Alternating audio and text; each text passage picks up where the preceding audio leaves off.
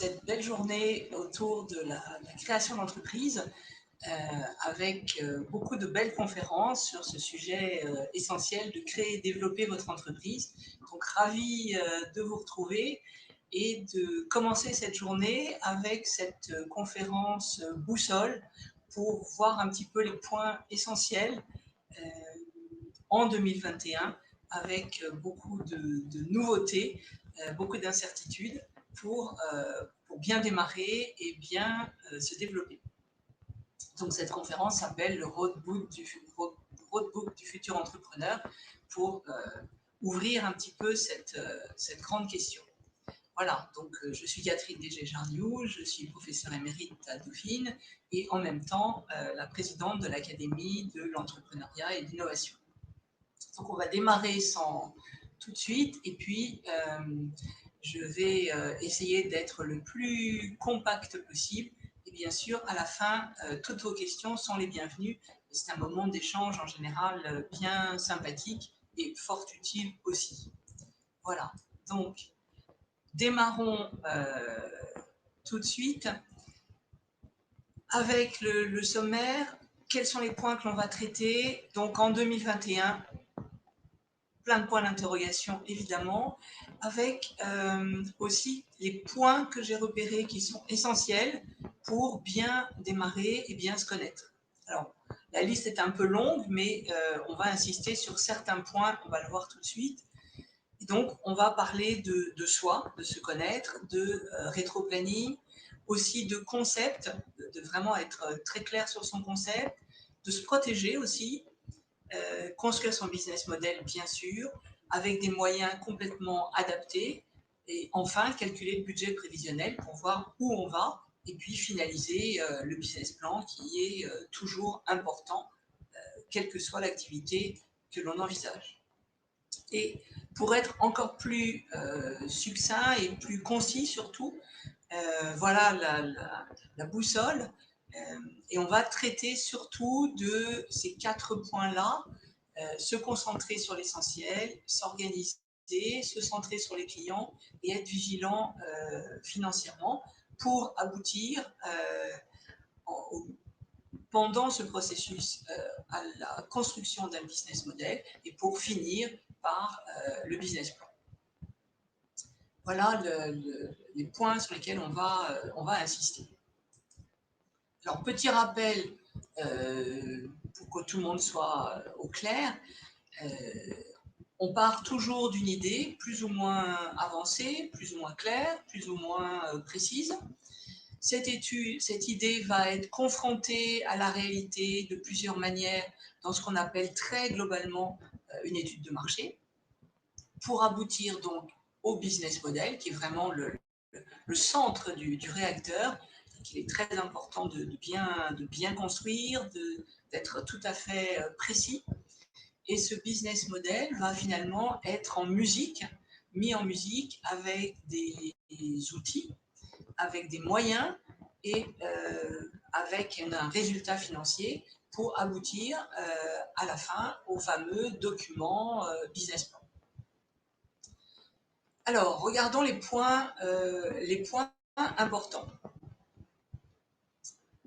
Les points importants, alors, en 2021, on commence par là. Effectivement, il y a beaucoup d'incertitudes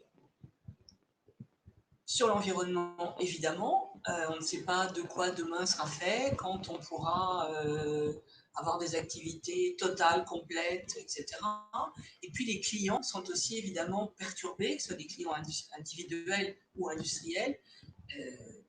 Voilà, beaucoup d'incertitudes. Mais en même temps, il y a de très belles opportunités et on a vu beaucoup d'entrepreneurs se retourner, pivoter, innover. Il y a beaucoup de secteurs aussi qui s'ouvrent, d'autres façons de faire du business. Donc il y a aussi de belles opportunités. Ce qui nous conduit à être à la fois très concentré sur ce qu'on veut faire et pas s'éparpiller, donc être focus. Ce qui veut dire aussi être prudent, ne pas envisager des choses absolument intenables avec des chiffres d'affaires complètement explosifs. Et puis, en même temps, être ambitieux parce que quand ça redémarre très vite. Donc voilà, c'est plein de paradoxes, mais il faut avoir cette idée en tête. Donc ça demande effectivement de se concentrer sur l'essentiel.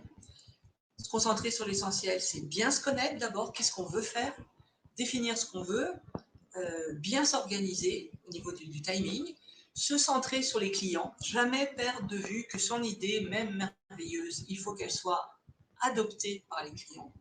Et puis, bien sûr, être vigilant financièrement sur la cohérence des moyens qu'on va mettre en œuvre, sur les capitaux de départ dont on a besoin et sur cette fameuse trésorerie qui est très, très importante pour tout créateur et surtout en début de création. Donc, ça commence par bien se connaître. Bien se connaître, ça veut dire quoi? Qu'est-ce qu'on veut? Est-ce qu'on veut démarrer seul? Est-ce qu'on veut démarrer en équipe? Est-ce qu'on veut démarrer seul mais être un peu aidé? Dans ce cas-là, on peut passer par le portage, par des CAE, par une franchise, par d'autres moyens. Si on veut démarrer seul, vraiment se poser les questions, se faire un vrai bilan de compétences soi-même, d'en discuter avec ses amis proches, ses conjoints, etc. Quelles sont mes compétences réelles? Quelle est mon expérience? Est-ce que mes compétences et mon expérience sont bien reliées ou pas? Quelles sont mes motivations? Qu'est-ce que je veux faire? Pourquoi je veux créer cette entreprise ou cette activité? Quelles sont mes contraintes? Parce qu'on a tous des contraintes plus ou moins importantes, mais on a tous des loyers, des remboursements, des enfants, etc. Mes objectifs, qu'est-ce que je veux faire? Est-ce que je veux créer mon emploi? Est-ce que je veux créer quelque chose de plus grand? Est-ce que je veux le transmettre après? Voilà, être vraiment très clair. Ça, c'est si on est tout seul. Et si on démarre en équipe, un peu la même chose, mais pour tous les membres de l'équipe. Et donc, on ne démarre pas une entreprise en général avec des copains, mais on démarre avec des gens qui ont des compétences, des expériences, qui partagent nos valeurs, et peut-être ce sont des copains. Mais d'abord, ce sont des compétences, des expériences, et être au clair sur les valeurs, les besoins. Au tout début d'une création, quand ça ne rapporte rien, on est tous très excités par la création, mais quand ça commence à marcher, finalement, qu'est-ce qu'on veut? Quelles sont nos valeurs? Quelle est la synergie du groupe et les objectifs? Donc ça, c'est le premier point qui est vraiment absolument essentiel et sur lequel, en général, d'ailleurs, en France, on passe un peu vite, donc j'insiste lourdement. Le deuxième point qui est important, c'est de s'organiser avec un beau rétro-planning, le plus optimal possible, en partant effectivement du jour J et en remontant tous les points pour se dire effectivement le jour J, je veux vendre des produits pour la Saint-Valentin. La Saint-Valentin, c'est le 14 février, donc cette année, c'est plié. Et pour l'année prochaine, il faut que je m'organise. Et donc, je pars du 14 ici, ou même du 13 pour être vraiment sûr, et je remonte pour jusqu'à aujourd'hui pour savoir comment je m'organise. Ne pas finalement mettre la charrue avant les bœufs, très souvent ça arrive et on voit effectivement des questions du style et quel statut juridique, etc. Non, d'abord l'idée, le concept et puis après on déroule. Donc faites-vous un rétro-planning qui évoluera bien évidemment à la fin, enfin, pendant tout le processus. Et ici, gardez du temps parce que finalement, on est toujours hors délai et on a toujours besoin d'un petit temps ici. Donc gardez-vous une semaine, 15 jours. Vous verrez que ces 15 jours seront grignotés au fur et à mesure du temps. Ensuite, se concentrer sur l'essentiel. Ça commence par préciser son concept. Quel est le type de projet qu'on vise? Est-ce qu'on vise le grand public? Est-ce qu'on vise des entreprises? Est-ce qu'on vise des collectivités? Plutôt pas recommandées en début de création parce que, pardon, ici B2G, parce que les délais de paiement sont très très longs. Ou est-ce qu'on est en B2B2C, c'est-à-dire qu'on vend à une entreprise qui va elle-même l'incorporer dans son offre pour des clients? Être très très précis, on ne peut pas tout faire au début, on n'a pas les moyens, on n'a pas le temps, on n'a pas les compétences, donc on démarre par un côté, et puis bien sûr, on imagine la suite, donc on vise loin, peut-être que dans 6 mois, dans 1 an, dans 2 ans, on élargira l'offre. Et puis ne pas oublier, en fonction de ce type de projet, les contraintes. Chaque projet a des contraintes, a des avantages et des contraintes. Donc en matière de délai, en matière de montant financier, de rapidité de lancement, de financement tout simplement. Si vous êtes dans un projet d'économie sociale et solidaire, il faut trouver des financements ad hoc.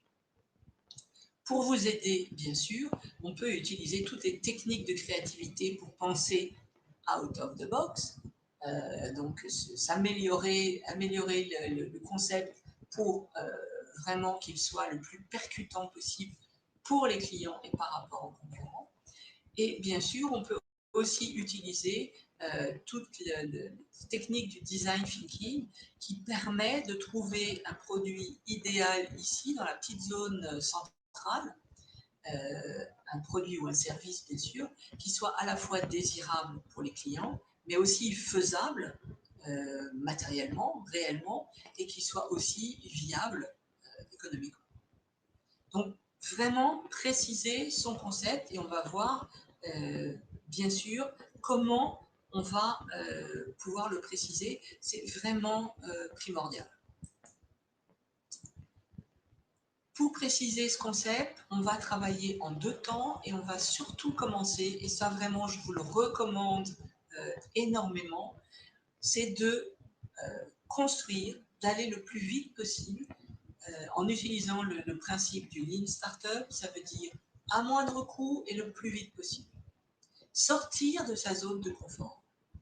Ça veut dire que si vous êtes seul dans votre projet et qu'il est dans votre tête, entre l'idée dans votre tête et l'idée que va s'en faire le client que vous voulez viser, il y a probablement une différence. Et même si vous travaillez en équipe, si vous démarrez en équipe, il est assez fréquent de voir que chaque membre de l'équipe a finalement sa représentation tant qu'on n'a pas concrétisé ce projet. Donc, franchement, débrouillez-vous en bricolant, on parle de bricolage entrepreneurial, pour le plus vite possible concrétiser votre idée. Si je vous dis que moi j'ai envie de lancer une maison d'édition de bande dessinée pour ados autour de l'environnement, je suis sûre que chacun d'entre vous déjà a une idée et pense à un style de BD, à tel type d'ado, tel type de sujet, etc. Et on n'est pas du tout en phase, ou on n'est pas complètement en phase. Donc, pour qu'on soit complètement en phase, dans ce cas-là, c'est de créer une petite maquette. Une petite maquette, ça veut dire prendre des feuilles de papier ou un calepin et dessiner, faire des bulles de bande dessinée, mettre la couleur que l'on veut, le style, et de montrer.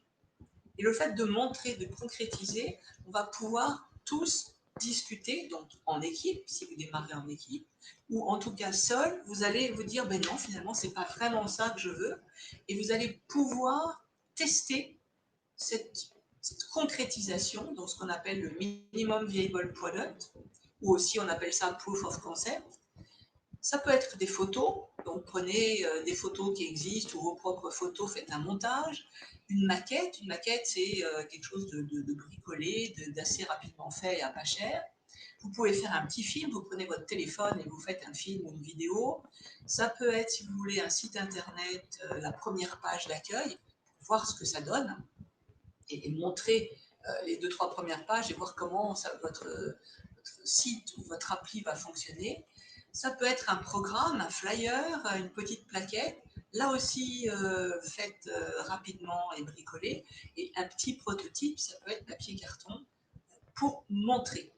Montrer, et comme ça vous allez pouvoir forcément sortir de votre zone de confort et tester ce concept auprès de ce qu'on appelle les early adopters. Les early adopters, c'est vraiment les clients les plus concernés par votre produit ou votre service. Dans le cas de la bande dessinée, si je peux aller tester à la sortie d'un salon de bande dessinée ou d'une librairie spécialisée en bande dessinée et montrer mes planches pour dire, voilà, ça vous fait penser à quoi? Est-ce que vous aimez? Est-ce que vous l'achèteriez? Etc. Donc, c'est le premier test pour dire oui ou non, ou il faut faire des modifs. Et puis, c'est intéressant aussi de tester auprès d'experts. Donc expert par exemple d'un salon de BD ou de libraire spécialisé ou d'auteurs de BD pour avoir, ou de journalistes spécialisés, pour avoir aussi leur retour. Et ça permet d'évaluer ces retours et d'améliorer le système pour avoir ce qu'on appelle un MVP enrichi, c'est-à-dire une version 2, une version 3, une version 4, qui vraiment correspond à la demande des clients et qui va vous apporter de fait le succès. Donc ce concept, une fois qu'il est là, on va pouvoir vraiment le tester. Je parle bien du MVP enrichi, ça veut dire de la version 2, 3, 4. Et vous allez pouvoir vérifier sur le marché actuel les points forts et les points faibles du marché par rapport à votre MVP, les points forts et les points faibles de la concurrence actuelle par rapport à votre MVP enrichi, et non pas d'une manière générale. Et ça va vous permettre de vous positionner et de choisir ce premier positionnement, entre guillemets, idéal. Finalement, sans les ados filles de 12 à 15 ans qui sont préoccupées par le sort des océans.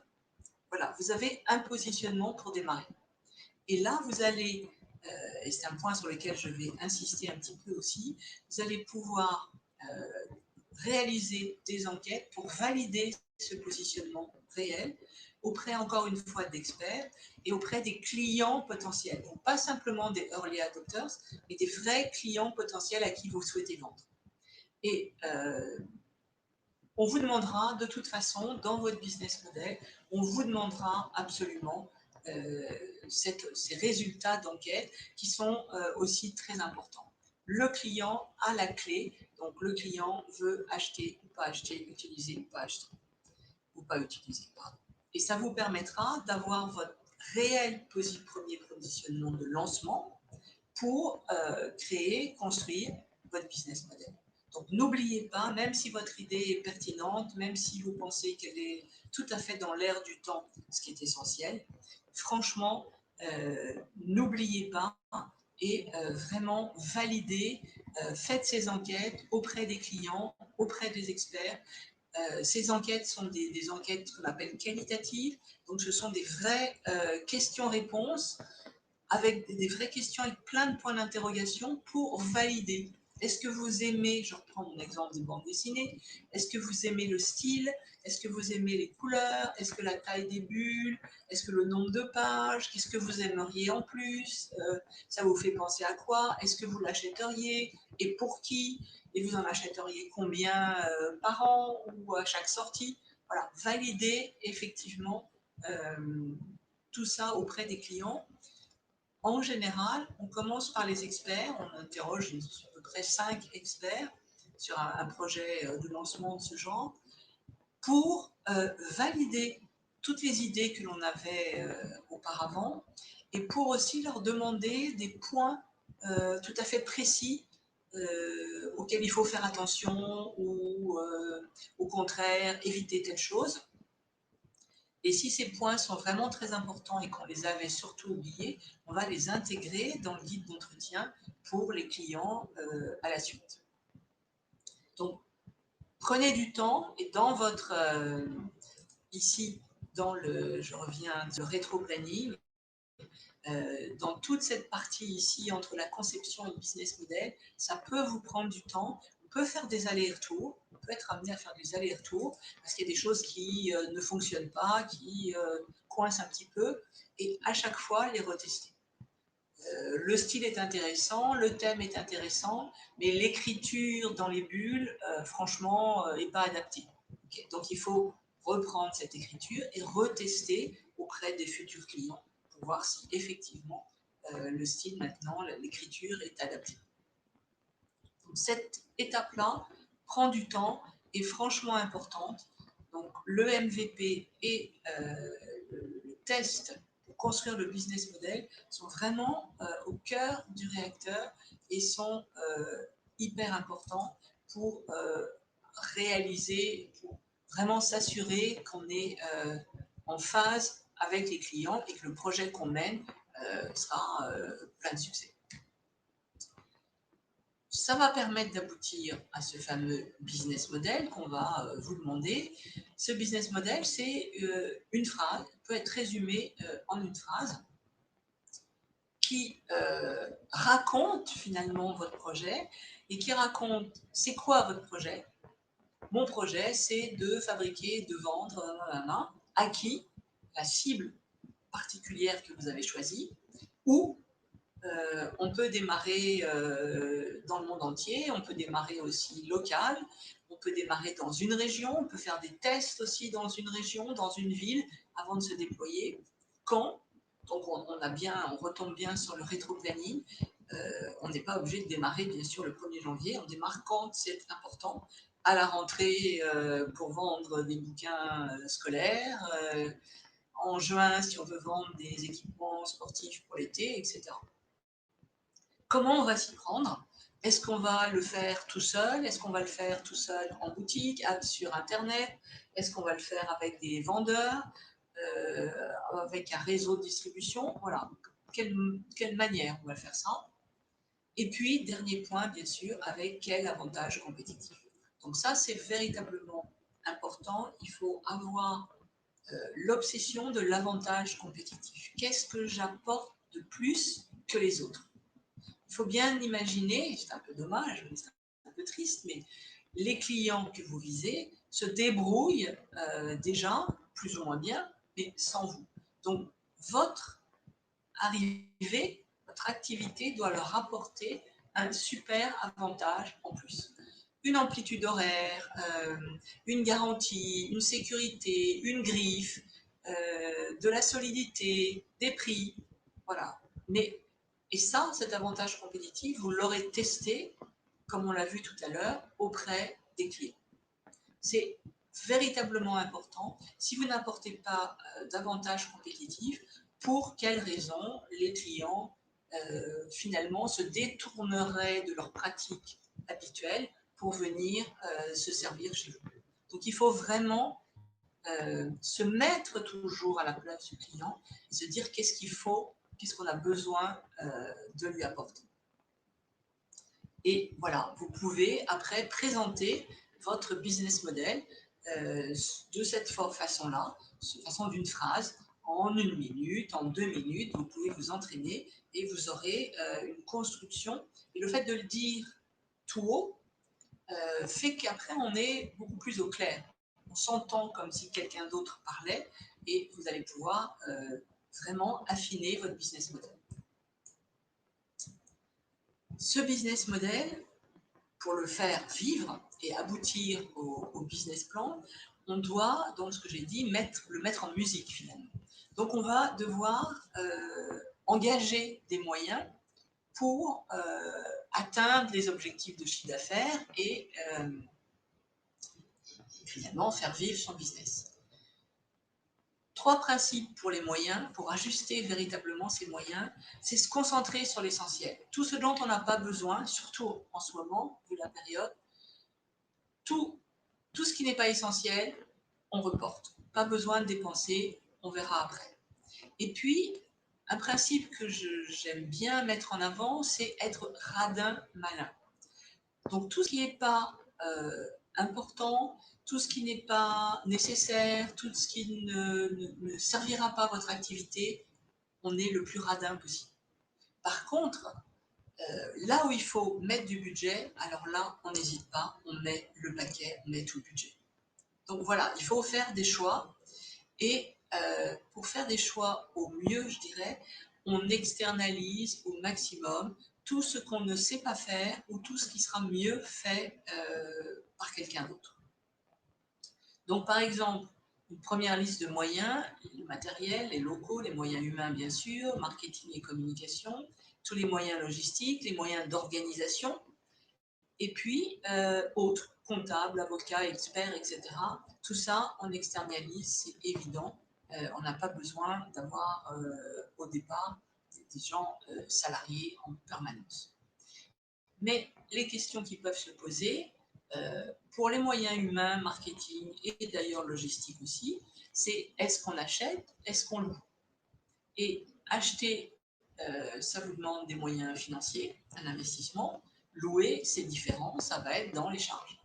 Donc, matériel, on peut acheter ou on peut louer. Si on se concentre sur l'essentiel, on peut plutôt louer pour démarrer. Les locaux, de même. On peut, si on n'accueille pas de public, on peut s'installer dans un tiers-lieu. Ça coûte moins cher aussi, et c'est au coup par coup. Pour les moyens humains, il y a des entreprises qui louent, entre guillemets, des salariés, notamment des vendeurs. Pour les moyens marketing, c'est pareil, on peut passer par des gens extérieurs. Pour la logistique, la livraison, en général, il vaut mieux passer par une entreprise spécialisée dans la livraison. Vous pouvez négocier les prix, vous pouvez en changer plutôt que de vous occuper de la livraison vous-même. De même pour l'informatique et l'organisation. Donc on démarre finalement à minima, ce qui ne veut pas dire qu'on reste à minima comme ça longtemps, et dès que ça marche, on va effectivement embaucher et des compétences vraiment essentielles pour le développement de l'activité, véritablement essentielles. Par exemple, l'informatique, si c'est vraiment une compétence tout à fait importante pour apporter un avantage compétitif au client, dès le début, on va s'entourer, soit c'est vous, soit c'est quelqu'un de l'équipe, ou alors embaucher un informaticien. Si ce n'est pas une compétence importante, on peut externaliser la partie informatique. Donc voilà, c'est un arbitrage à chaque fois et de se dire quel est le plus important et comment je peux faire pour garder des disponibilités, et surtout qu'au début, on n'a en général pas beaucoup de fonds, pour les affecter vraiment là où c'est absolument essentiel pour bien asseoir le démarrage et le premier développement de mon entreprise. Bien sûr, on va terminer par la partie financière, équilibrer les choses. On vous demandera toujours un plan d'investissement avec un plan de financement, les deux ensemble. Moi, je conseille toujours de les afficher l'un en face de l'autre. Et donc là, on va bien lire votre stratégie au niveau des moyens, de voir comment vous avez investi et comment vous financez les choses. On verra, ça se traduira aussi par le compte de résultats qu'on vous montrera pour voir quand vous allez être rentable, et donc on peut l'affecter aussi, le trouver par le seuil de rentabilité, soit par un graphe et surtout en jours, c'est très important.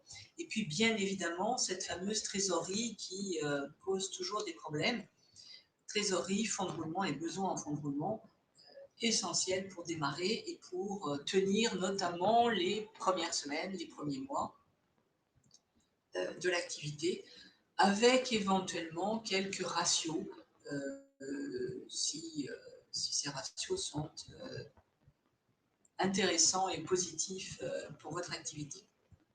Voilà, donc on boucle par la partie financière, et de ce fait-là, vous avez un dossier complet qui va être votre business plan, que vous pourrez présenter oralement, bien sûr, que vous pourrez aussi remettre lors de concours, devant des business angels, devant des investisseurs. Vous aurez à ce moment-là un dossier complet qui raconte votre histoire, votre projet, comment vous allez le faire vivre et comment vous allez le financer. Et le résultat, évidemment, financier. En général, c'est une vingtaine de pages, écrit très clairement, pas du tout de langage technique, mais quelque chose de vraiment clair et compréhensible par tout le monde, qui commence par l'executive summary, je vais y revenir ici, qui envisage le futur. Donc on a dit, on démarre focus, mais on est aussi ambitieux, donc on vise loin. Et puis, vous pouvez organiser votre présentation. Le timing généralement consacré est de 15 minutes. Pour vous aider, vous pouvez pratiquer la technique de l'elevator pitch, à savoir de présenter votre projet en 1 minute, donc on retrouve l'idée du business model, en 2 minutes, en 5 minutes et en 15 minutes. Le business plan, en général, a cette structure-là. pour qu'on s'y retrouve quand on est de l'autre côté de la barrière et qu'on regarde et qu'on lit des business plans pour comprendre l'évolution et sa construction. Donc ça commence par un executive summary. Cette page-là, c'est une page. C'est vraiment la page d'entrée. Donc écrivez-la à la fin quand votre business plan est complètement bouclé, quand vous êtes au clair là-dessus. C'est une page qui est un concentré de l'ensemble de votre business plan. Et cette page est vraiment essentielle parce que c'est la page qu'on lit. Si on est intéressé, on va lire l'ensemble du dossier. Si on n'est pas intéressé, on ne va pas lire l'ensemble du dossier. Et si on ne comprend pas déjà les choses sur l'executive summary, on ne va pas aller tellement plus loin. Donc franchement, prenez du temps, et on retrouve l'idée du rétro-planning, prenez du temps à la fin pour l'écrire, c'est vraiment la page importante.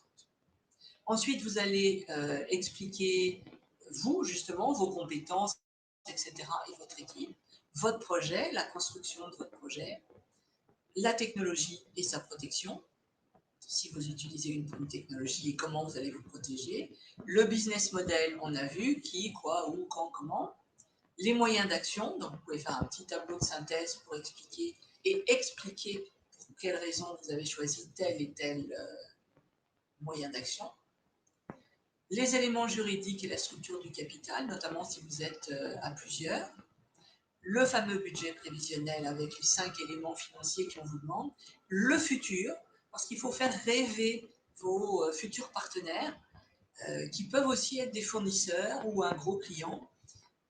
Il faut les faire rêver pour dire, voilà, on démarre petitement, on imagine dans 6 mois faire ceci, dans 1 an, dans 2 ans, et vous pouvez nous faire confiance et nous accompagner. Et bien sûr, dans ce cadre-là de futur, on leur demande soit un accompagnement, soit un approvisionnement particulier, soit un écoulement de marchandises, soit du financement, et ce qu'ils peuvent, eux, en attendre en échange. Donc n'oubliez pas, ici, dans cette partie future, c'est un échange, vous visez loin, mais vous avez besoin, en général, d'aide de futurs partenaires, et c'est là où ça se présente. Et bien sûr, toutes les annexes qui prouvent que votre dossier est sérieux, si vous avez une coupure de presse qui parle de vos débuts, si vous avez une précommande, si un maire de collectivité locale vous met à disposition des locaux gratuitement, tous les éléments qui permettent de crédibiliser votre dossier. Ou vous avez un projet qui est vraiment complètement dans l'air du temps, mettez une coupure de presse d'un journaliste très sérieux qui explique pourquoi ce domaine-là explose et dans les prochaines années. Voilà, vous aurez votre business plan complet. Et puis, pour terminer, 2 conseils, si on peut dire. Pensez vraiment au futur dès avant de démarrer. Donc, on ne pense pas au premier jour, bien sûr, on y pense, mais on pense aussi au développement futur. Et donc, il faut faire rêver les futurs partenaires, notamment les investisseurs. Et puis, un plan B est toujours essentiel et il est encore plus essentiel en ce moment. Donc, préparez-le. Quand on vous présenterait votre dossier et si vous avez des questions, vous pourrez toujours montrer que vous avez réfléchi à la question. Et si le marché ne redémarre pas aussi vite que prévu, que ferez-vous? Et si un concurrent avec des grands moyens financiers arrive, que ferez-vous? Donc franchement, d'imaginer toujours d'autres situations, ce qu'on appelle un plan B, et par les temps qui courent, vraiment le plan B est absolument indispensable pour montrer qu'on est pragmatique, qu'on sait ce qu'on dit, et qu'on est vraiment tout à fait au point. Voilà, j'ai essayé d'être synthétique, rapide, on va pouvoir passer à vos questions. Et je vous montre simplement, vous pouvez retrouver aussi beaucoup de réponses à vos questions dans la boîte à outils que l'on a actualisée et qui vient de sortir en janvier avec 67 outils des questions très simples, très claires. Vous pouvez trouver aussi plus d'éléments concernant l'étude de marché en général et sur l'ensemble de la construction du business plan. Voilà, ce sont nos œuvres avec mon co-auteur Georges Caloussis. Voilà, je vais répondre à vos questions et donc je vais lire les questions. Voilà, et les répondre. Combien de clients potentiels faut-il interroger idéalement pour valider une enquête de validation? Alors, très bonne question. En général, je parle d'un projet, quand je parle d'un petit projet, c'est d'une petite ampleur pour démarrer. Hein, par exemple, mon projet de bande dessinée centrée sur les ados. À ce moment-là, on peut interroger de manière qualitative, avec beaucoup de points d'interrogation. On peut interroger donc 5 experts et vous allez voir qu'au bout d'un moment, au bout du 3e ou du 4e, vous allez avoir les mêmes réponses. C'est ce qu'on appelle la saturation des réponses. Donc, on est sûr qu'on a les bonnes réponses. Et pour les clients, ça se passe de la même manière avec 25 clients. C'est une pratique habituelle et des 25 clients dans votre cible. Donc là, ça peut être pour notre bande dessinée ado. Vous avez le choix en interroger que des ados si vous avez remarqué que c'est eux qui achetaient leur BD, ou vous pouvez interroger dans les 25, 20 ados et par exemple 5 parents ou grands-parents qui peuvent aussi acheter les BD pour les cadeaux. Et vous allez voir aussi que vous allez obtenir une saturation des réponses, vous aurez les mêmes réponses. Et donc, quand vous avez les mêmes réponses, vous êtes sûr que votre enquête est bien faite. Par contre, si vous avez toujours des doutes, il faut continuer avec 5 de plus, 10 de plus. Mais là, par habitude, on voit bien qu'autour des 25, on sature bien les résultats. Mais encore une fois, des clients de la cible. Autrement, ce n'est pas sérieux. Autre question, externaliser ne fragilise-t-il pas l'entreprise en étant à la merci d'une société extérieure? Alors oui, bien sûr, et donc c'est un arbitrage. Je prenais tout à l'heure l'exemple de l'informaticien.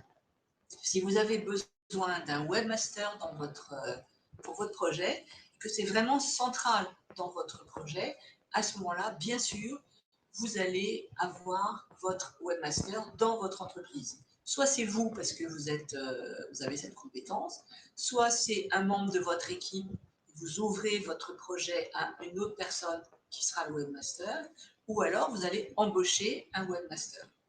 Parce que c'est une compétence vraiment distinctive pour votre activité. Et ça serait effectivement fragiliser votre démarrage que d'externaliser ce webmaster.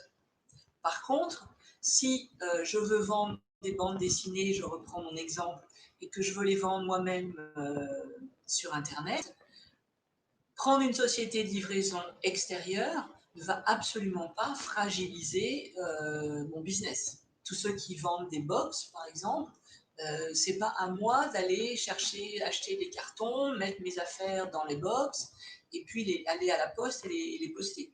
Ça ne va pas fragiliser. Donc c'est un arbitrage, c'est à vous de choisir et de voir ce qui est très important en interne, ce qui est moins important en externe.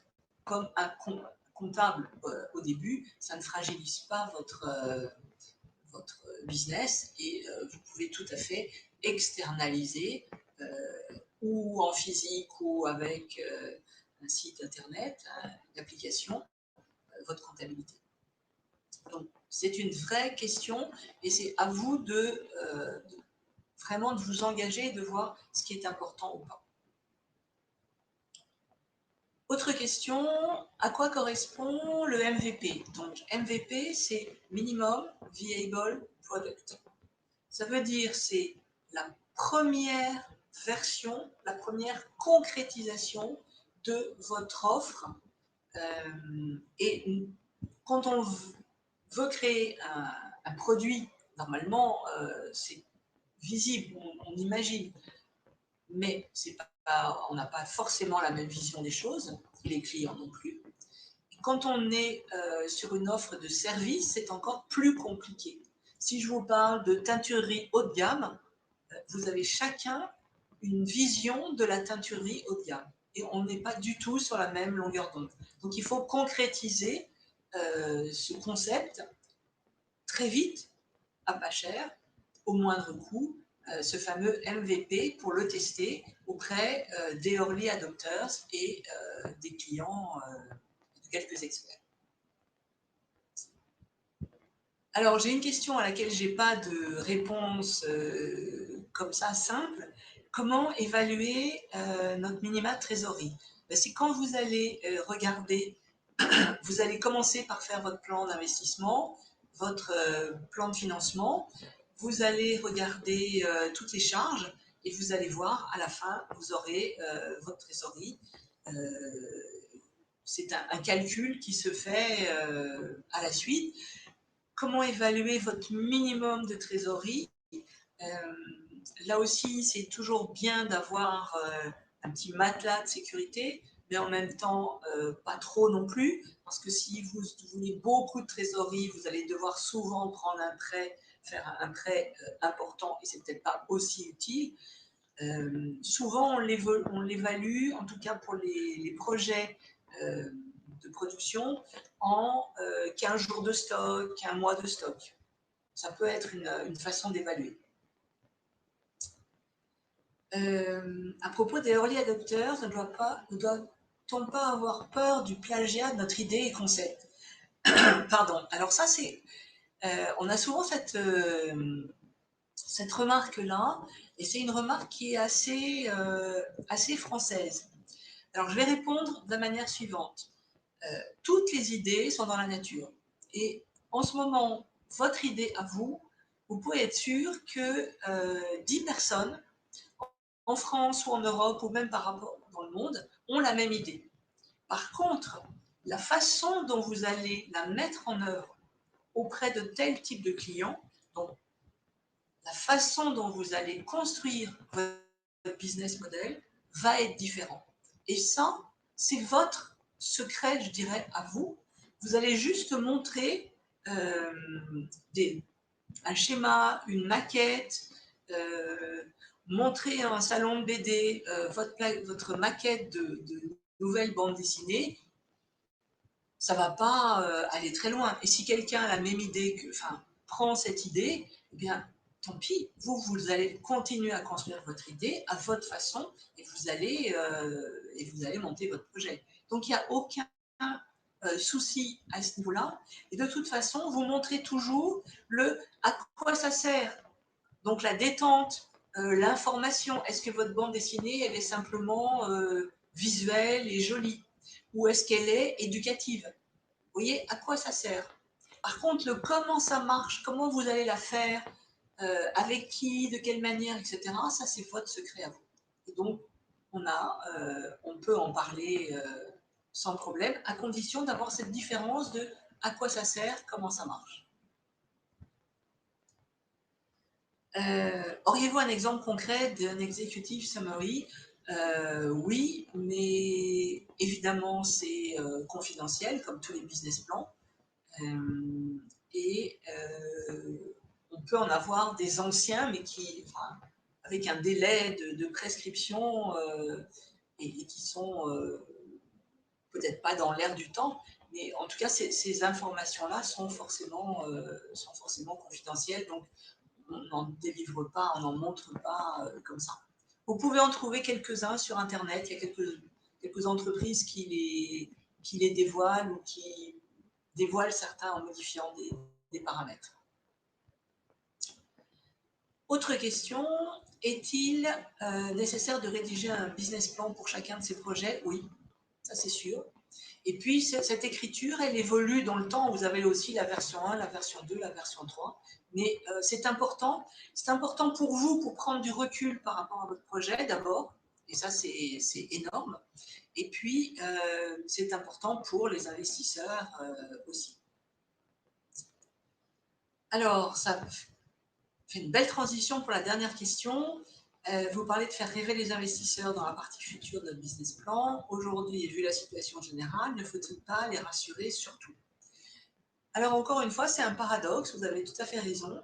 Il faut à la fois les rassurer, ça veut dire crédibiliser votre dossier. Votre dossier est sérieux, vous avez déjà des précommandes, vous avez des avis d'experts, vous avez des témoignages, etc. Et en même temps, ils ne sont pas forcément très habitués à votre secteur ou à votre projet. Et donc, il faut quand même les faire rêver, rêver qu'ils vont vous accompagner dans un beau projet si ce sont des business angels, rêver qu'ils vont quand même gagner de l'argent si ce sont des business angels, rêver qu'ils vont avoir un nouveau débouché si ce sont des fournisseurs. Euh, il faut aussi quand même ne pas centrer son projet sur simplement le court terme, mais penser effectivement au développement, alors de manière très rassurante là aussi, mais le développement sur 6 mois, sur 1 an, sur 2 ans. Voilà, à horizon 2-3 ans, on vise à être les numéro 2 sur le sol européen pour cette activité-là. Et donc ça rassure aussi les investisseurs de voir que vous avez imaginé les scénarios possibles pour avancer et développer votre projet. Créer, c'est bien. Donc je rebondis aussi pour terminer sur le thème de la journée. Créer, c'est bien, évidemment, mais il faut aussi penser au développement, c'est-à-dire asseoir des bonnes bases. Des bonnes bases, c'est le concept qui vraiment est en phase avec les clients et des bonnes bases financières pour se développer et vraiment être pérenne. Voilà, écoutez, il est 10h01. Je pense que nous allons pas tarder à passer à une autre conférence et j'espère que ça vous a été utile. Je vous souhaite une très bonne journée et je vous dis à bientôt d'une manière ou d'une autre. Très bonne journée et à bientôt. Au revoir.